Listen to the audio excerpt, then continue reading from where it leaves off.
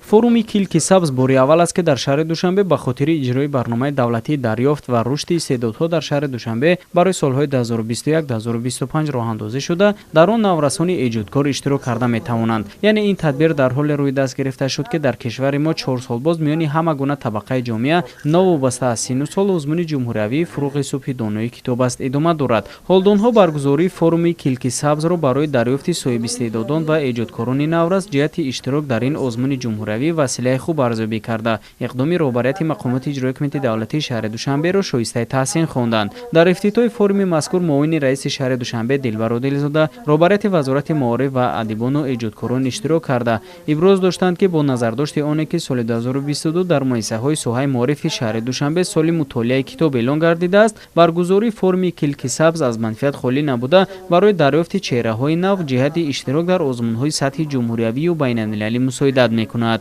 форуми навқаламон тавонистааст ки як қатор наврасон ва кӯдаконе ки шавқ доранд ба навиштани ҳикоя, шеър ба худ ҷалб созад.